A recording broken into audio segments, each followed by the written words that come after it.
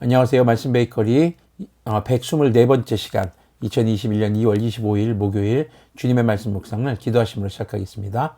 거룩하신 주님 감사합니다. 주님의 말씀을 묵상합니다. 성령님께서 말씀에 조명이 되어 주시옵소서. 우리 주 예수 그리스도님의 이름으로 기도합니다. 아멘. 네, 오늘 보실 말씀은 마태복음 17장 14절에서 27절까지의 말씀입니다. 14절부터 보도록 하겠습니다. 그들이 무리에게 오니 한 사람이 예수님께 다가와서 무릎을 꿇고 말하였다. 그들은 지금 예수님과 베드로를 비롯한 세 명의 제자들, 좀 따로 이제 산에 올라가셔서 기도하셨던, 그리고 나서 거룩한 모습으로 변하시는 사건이 있었죠.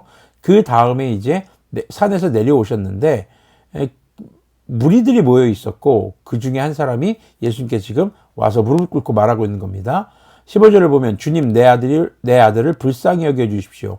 간질병으로 몹시 고통받고 있습니다. 자주 불 속에 빠지기도 하고 물 속에 빠지기도 합니다. 그래서 아이를 선생님의 제자들에게 데리고 왔으나 그들은 고치지 못하였습니다.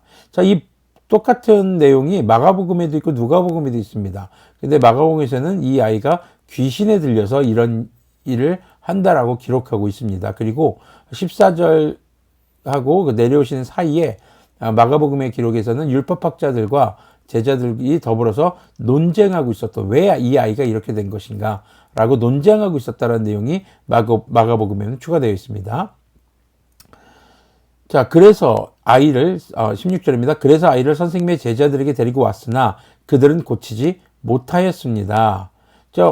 제자들을 만나러 온 것이기보다는 예수님을 만나러 왔겠죠. 그런데 예수님께서는 세 명의 제자들과 더불어서 기도하러 가셨기 때문에 당장 예수님을 만나지 못했고 제자들을 먼저 만난 것으로 보여집니다. 그런데 제자들은 지금 고치지 못했습니다. 사실 제자들이 예수님의 이름으로 기적을 행했었습니다. 복음을 전하면서. 그런데 지금 여기서 지금 고치지 못하고 있습니다. 17절을 보니까 예수님께서 꾸짖는 내용이 등장합니다.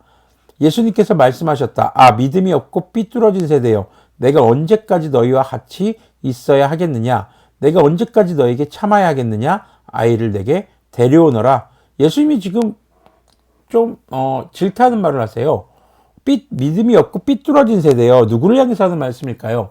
당시 논쟁을 하고 있었던 사람들이겠죠. 예수님은 그 전에 계속 귀신도 쫓아내시고 병든 자를 치유하시는 놀라운 기적들을 행하셨습니다. 다 경험했고 들었고 보았습니다. 그런데 그들이 지금 이 귀신 들린 아이 혹은 간질병에 걸린 아이를 두고 논쟁만 하고 있습니다. 제자들 역시 마찬가지였던 것이죠. 그러다 보니까 지금 예수님께서 그들을 볼 때 답답하신 겁니다. 앞으로 이제 예수님께서 십자가 못 박혀 돌아가시고 잠시 이 땅에서 떠나셨다가 다시 오실 때를 준비하실 텐데, 지금 제자들도 있고 그 모든 기적들, 하나님의 놀라운 이 기적을 보여줬음에도 불구하고 믿지 못하는 세대, 당시 율법학자들이라든가 예수님을 비난하려는 세력들, 지금 귀신 들린 아이를 두고 그 아이에 대해서 간질병 혹은 귀신 들린 아이를 대해서 이 아픈 아이에 대해서 관심이 없어요. 논쟁만 펼치고 있는 이 모습, 그 모습을 볼 때 주님은 너무 안타까우셨던 겁니다. 자, 18절을 보니까요. 그리고 예수님께서 귀신을 꾸짖으셨다. 그러자 귀신이 아이에게서 나가고 아이는 그 순간에 나았다. 그때 제자들이 따로 예수님께 다가와서 물었다. 우리는 어찌하여 귀신을 쫓아내지 못했습니까? 예수님께서 그들에게 대답하셨다. 내가 진정으로 너에게 말한다. 너에게 겨자씨 한 알만한 믿음이라도 있으면 이 산더러 여기에서 저기로 옮겨가라 하면 그대로 될 것이요 너희가 못할 일이 없을 것이다. 근데 21절은 지금 고대 사본들에 나와 있는 내용입니다. 없음이라고 지금 성경에 표시되어 있는데, 그러나 이런 종류는 기도와 금식을 하지 않고서는 나가지 않는다. 이렇게 첨가되어 있다고 합니다. 마가복음에서는 이 내용이 기록되어 있죠. 자, 그럼 함께 종합해서 한번 보도록 하겠습니다. 먼저 제자들에게 말하는 것이 너희에게 겨자씨 한 알만한 믿음, 아주 작은 믿음. 당시 겨자씨는 제일 작은 것을 지칭하던 말이었습니다. 너희에게 아주 작은 믿음이라도 있었더라면 이런 일이 안 생겼을 것이다. 또 그 믿음이 있을 때 산이 옮겨간다. 그만큼 작은 믿음 하나가 대단한 것이라는 것이죠. 그리고 또 하나는 그 믿음을 바탕으로 하는 것이 무엇이라는 겁니까? 기도라는 겁니다. 자, 그럼 한번 생각해 봅시다. 예수님께서는 기도하셨나요? 금식하셨나요? 물론 기도하고 내려오셨죠. 그런데 예수님께서는 귀신을 꾸짖으십니다. 왜냐하면 예수님에겐 그런 권세가 있으셨기 때문입니다. 하지만 예수님의 제자들 또 그 뒤를 잇는 우리들에게는 그런 권세가 없습니다. 그럼 우리는 귀신을 못 쫓아내고 우리는 다른 사람들의 어려움을 해결할 수 없나요? 아니요. 우리가 하는 것이 아니라 누구가 하는 것입니까? 우리 주님께서 하시는 것이죠. 그래서 우리가 기도할 때 꼭 누구의 이름으로 합니까? 우리 주 예수님의 이름으로 기도합니다. 단순히 예수님의 이름으로 기도한다는 것만이 아닙니다.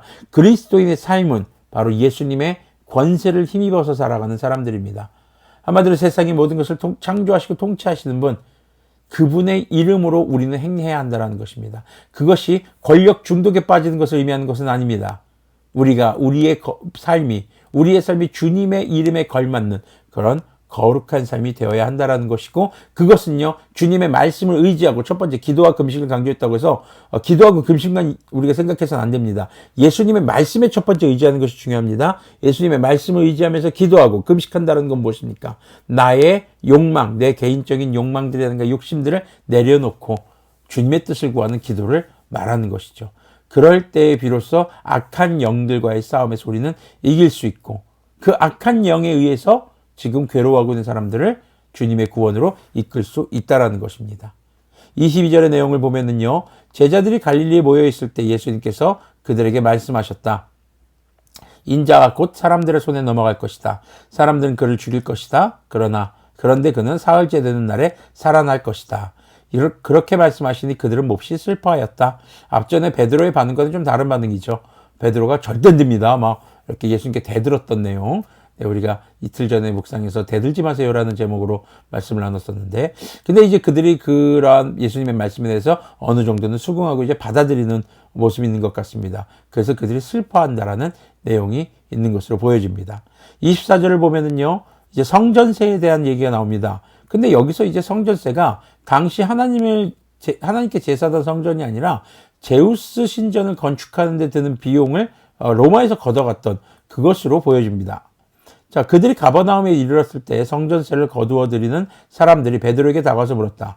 여러분의 선생은 성전세를 바치지 않습니까? 베드로가 대답하였다. 바칩니다. 베드로가 집에 들어가니 예수님께서 먼저 말씀을 꺼내셨다.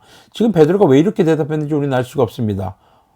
당황해서 그랬을 수도 있겠고요. 그냥 당연히 물론 바치지요 라고 했을 수도 있을 것 같습니다. 근데 예수님이 질문하십니다. 시몬아, 내 생각은 어떠냐? 세상 임금들이 관세나 주민세를 누구한테서 받아들이느냐? 자기 자녀한테서냐? 아니면 남들한테서냐? 베드로가 대답하였다. 남들한테서입니다. 예수님께서 다시 그에게 말씀하셨다. 그러면 자녀들은 면제받는다. 그러나 우리가 그들을 걸려 넘어지지 않도록 해야 하니, 여기서 걸려 넘어지지 않다라는 게 다른 해석은 그들의 비위를 건드릴 것이 없으니, 이것이 그들의 눈치를 보는 것일까요? 전혀 그렇지 않습니다. 바로 그것이 본질적인 문제가 아니기 때문에 그런 문제로 본질적인 문제, 바로 복음을 전하는 것에 회방되지 않도록 그냥 내라는 것이죠. 네. 자, 그래서 내가 바다로 가서 낚시를 던져 맨 먼저 올라오는 물고기를 잡아서 그 입을 벌려보아라. 그러면 은전 한 잎이 그 속에 있을 것이다. 그것을 가져다가 나와 내 몫으로 그들에게 내어라. 굉장히 놀라운 방법이죠. 낚시를 했는데 그 안에 은돈이 들어있다. 두 사람 몫의 성전세를 낼 수 있는 금액인 거죠. 자, 이 사건이 예수님께서 성전세를 내라라는 것에 대한 논란을 종식시키는 바로 그런 사건이 되는 것입니다. 사실 이 당시에 성전세는 하나님의 성전이 아니라고 했습니다. 유대교 입장에서는 굉장히 이교도에게 내는 성전세란 말이죠. 그것을 낸다는 것 자체가 여러 가지 논란거리가 될 수 있었습니다. 그런데 예수님께서는 그것을 내라고 하십니다. 왜요? 그들을 걸려 넘어지지 않게 해야 된다. 무엇 때문에요? 복음 전파를 위해서. 주님께서 이 땅에 오신 목적이 바로 복음을 위해서 오셨던 것, 바로 구원을 위해서 오셨기 때문이죠. 이방인들에게 그런 문제 때문에 복음이 전파되는 것을 막지 말아야 한다. 그것이 방해되지 않아야 한다. 근데 이것이 과연 하나님의 말씀인가를 지지해 주는 것이 바로 이 사건인 겁니다. 그 돈을 낼 수 있는 것이 굉장히 놀라운 방법으로, 일반적이지 않은 방법으로 주어지게 되죠. 그것도 예수님의 말씀을 통해서요.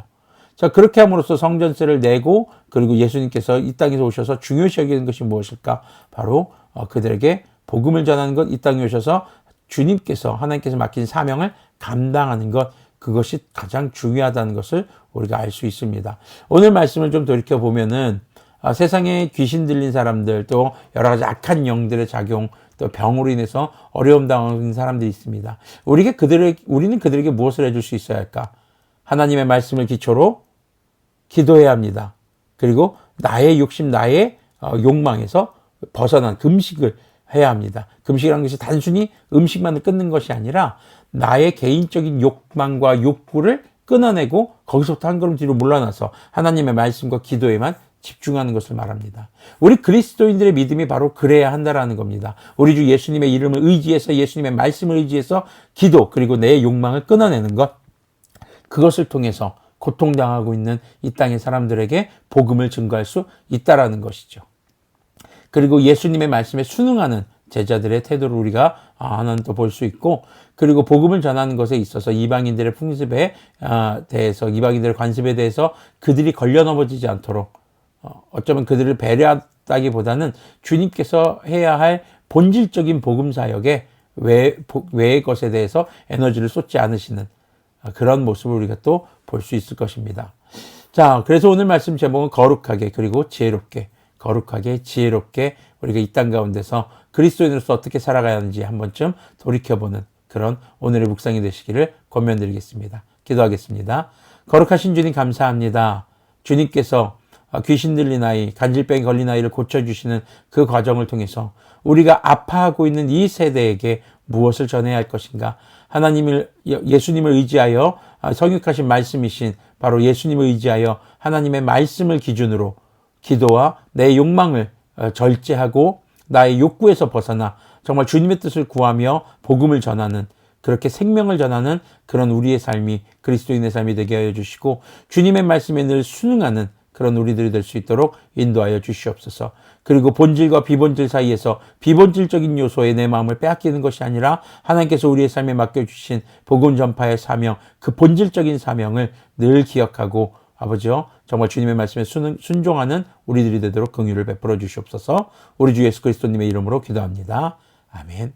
오늘도 우리 주 성령님의 충만함을 통해서 거룩하게 지혜롭게 살아가시는 우리가 되기를 소망합니다.